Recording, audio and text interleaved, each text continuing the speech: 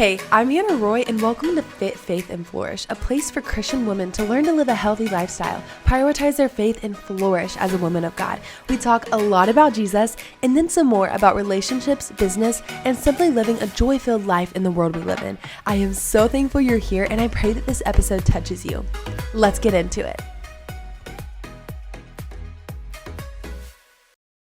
What's up, everybody, and welcome back to the podcast. So happy you guys are here for another episode. I'm pretty sure I say this every time, but I'm super excited about today's episode. Literally, the new year is right around the corner, which is insane to me. This year has flown by. People always tell you, as you get older, time goes so much faster, and I really believe that. Literally, as I've gotten older, time has just gone like that, which has been crazy. But I am somebody who literally loves a new year, a fresh start, a reset, and I love it. I am somebody who loves to set goals, and sometimes that can be to a fault. However, I also think that it is a strength as well, kind of like a strength and a weakness combo. But as we go into the holidays, we can be focusing a lot on the new year.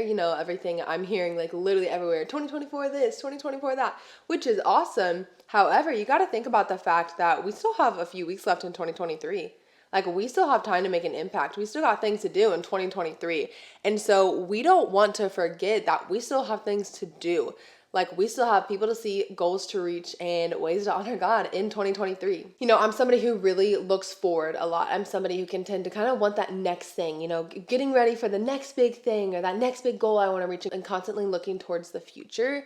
That can kind of cause me to miss out on the now. In Proverbs 21:7, it says, "Do not boast about tomorrow, for you do not know what a day may bring."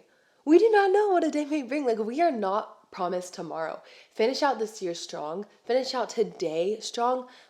Learning to treat every single day like it is your last. I personally have a lot of big goals that I want to achieve next year. But what about now? There's still a couple weeks left in 2023. So how can I make the most of it? I still have time to push myself. I still have time to make an impact. So instead of just waiting for the new year to do that, I can do it now. The new year is a great time to reach health and fitness goals, to kind of start over, to be able to grow your relationship with the Lord. The thing is that you don't have to wait until the new year to do those things. You don't have to wait until the new year to get a head start on your health and fitness journey. You don't have to wait until the new year to start your relationship with God. If you already know you want to reach these goals and you are already planning on reaching them in 2024, why wait? Get a head start, especially whenever it comes to your relationship with God. Don't wait to grow your relationship with God. Your relationship with God is genuinely the most important thing in your life. At least I hope that it is. So being able to focus and prioritize that now before 2024 is so important. The holidays, the rest of the year will be so much better being able to have Christ as the center of that. So I pray if you're not prioritizing the Lord, but you want to start prioritizing Him in the new year, start now. Finish out this year being the best version of yourself that you can be. This whole new year, new me thing, don't get me wrong, I am seriously all about that. Like I said, a fresh start, those Mondays, love it, absolutely love it. However, what about end of year? Stronger me, better me who pushes myself, who's going to push me to my limits, who's going to continue to get out of my comfort zone, not just because of the new year, but because I want to finish out this year strong. So how am I going to finish out this year strong, and how can you do it too? Philippians 4:13 says, "I can do all things through Him who gives me strength." I cannot do anything unless I rely on the Lord. I think a lot of times this verse can definitely be taken out of context. Oh, if I want to make $1 million, well, I can do all things through Christ who gives me strength. Yes, but what is your motives behind doing that? I'm going to touch on this a lot more in a couple weeks, making sure we're setting godly goals and that God will bless those goals. But if we just have these crazy goals that are just very self-centered, God is not going to just completely have His hand and guide us in that. I can do all things in Christ who give me strength if it honors Him, if it glorifies Him. So be careful about taking that verse out of context, because it can be very easy to do that sometimes. But I can do all things through Christ who gives me strength. So how am I going to be the best version of myself end of year and going into next year? I'm going to rely on the Lord, and I'm going to trust in the Lord that He will give me the strength to do what He has called me to do. He will give me the strength to do what I feel like I'm accomplished to do and what I feel called to do. If you want to work on yourself before the end of the year, you have to rely on the Lord. Literally in every single thing. God is not somebody that you go to whenever you just want something. He's not a little genie in a bottle. If we want to honor Him and if we want to live for Him, we need His power in our lives. Go to Him for strength, for discipline, for for motivation. Something I often pray and something that I will be praying a lot before the end of the year is, God, give me strength to push through. Give me strength to show up when I don't want to show up. God, mold me into the woman of God that you want me to be, that you have called me to be. Lord, put my ways aside and put your ways in front of me. Pray that God would shape you into who he wants you to be. Not who I want him to be, not who your boyfriend or your mom or your dad wants you to be, but Lord, I pray that you would mold me into who you want me to be. Oftentimes, we want to be things that God doesn't want us to be. We want to be things that God hasn't called us to do. And we have to trust in him that he knows what's best. Because we might think, oh, we could do really great in this. But God's going to put us somewhere that we can soar. God's going to put us somewhere that we can fly and do great in. So trust that if God changes your direction at the end of this year or in the beginning of next year, that God knows what he's doing. Like, God knows what's up, okay? Trust in the Lord and know that all things are possible through God. His will is better. His way is better. He knows all. I pray that you really learn to trust God. Life is so much better whenever you trust God in his plan. It takes all the stress off of us because we know that God has control, that God is in control. Instead of weighing all the stress on us and us trying to take control, let God lead. Let go and let God. Matthew 6:33-34 says, "But seek first the kingdom of God and his righteousness, and all of these things will be added to you.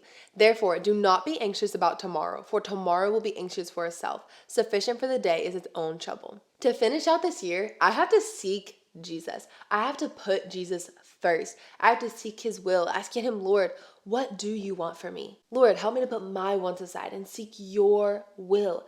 I have to learn to not worry about tomorrow. I have to learn, like I said earlier, to live each day as if it is my last, to live each day seeking the Lord, putting him first. No, it's not easy. Like, it is not always easy to seek the Lord, but it is always worth it to put him first. We don't have to stress about what's to come for the rest of this year or what's to come in the beginning of next year. Some of you guys may have had literally an awful 2023. Some of you guys may have had an awesome 2023. Some of you guys may have just kind of had a meh 2023. Maybe you really struggled with some things, or you're currently struggling with things. Maybe you're worried about what the future holds. But I promise you, we have a God who is greater, who is stronger, and who is better than any problem you may face. And when you turn to God and you put him first, you will have a peace and a comfort in your heart that nothing else in this world can give you. Romans 8:28 says, "And we know that for those who love God, all things work together for good, for those who are called according to his purpose." If you want to finish out this year strong, seek the Lord. Seek his will for your life. Put Christ first and rely on him for everything you want to do and see how that works out for you. If you want to have a head start heading into the new year, the first step you can take is getting your relationship with the Lord right. Another great way to go into the new year is with reflection. What did you do well this year? What did you not do so well in this year? What are some things you achieved? What are some things maybe you wanted to achieve but didn't?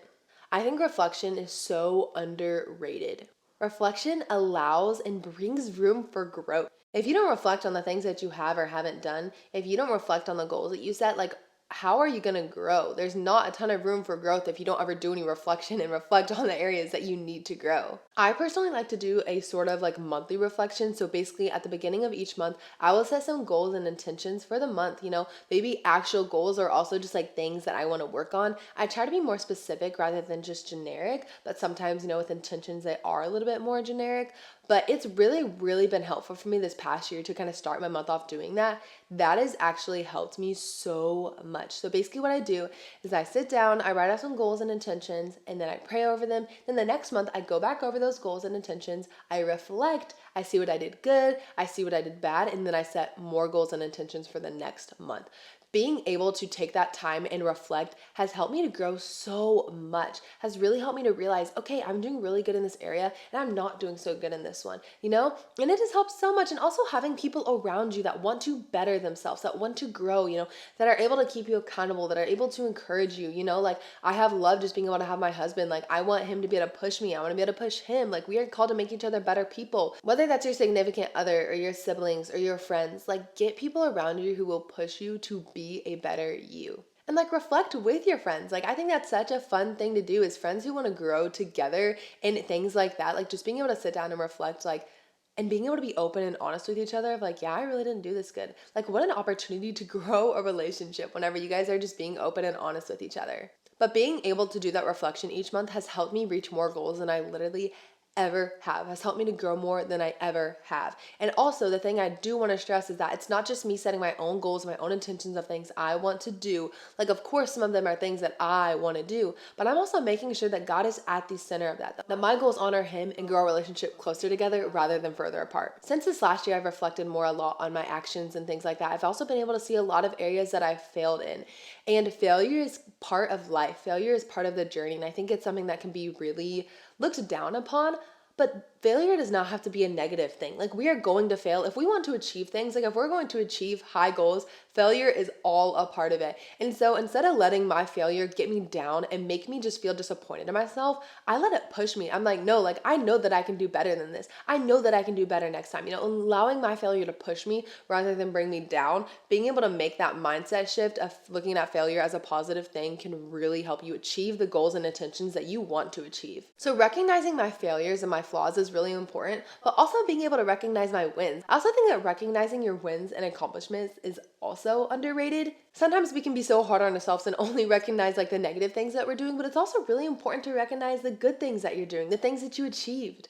Be proud of yourself. Like, be proud of what the Lord allowed you to achieve, because without Him and without His strength, we want to be able to achieve those things. It's just another opportunity to give God the glory for the things that you were able to achieve that year. Recognize your failures, recognize your wins, and reflect on your life and your goals and your months and your days. Even a daily reflection is helpful. Sometimes I have to do that, just being able to reflect on my day and be like, did I spend my time wisely today? Did I act well as a woman of God today? That's just really important things to be able to reflect. Like, I think it is something that could be done daily, weekly, monthly, just to help you grow as a woman of God, to be able to be the best person you can be physically, mentally, and spiritually. So that is how I am planning to end this year strong and go into 2024 strong. You may have not had the best year, but know that you don't have to wait until the new year to flip that around. Start now. Start reaching your goals now. Get back on track now. And if you are also looking for some more accountability, some more help and guidance, I'm actually going to be hosting a 2024 New Year's Faith and Flourish Challenge, which I'm super excited about. There will be more info out on my Instagram, but if you guys have any questions about that challenge, feel free to message me. But already just kind of knowing that you have some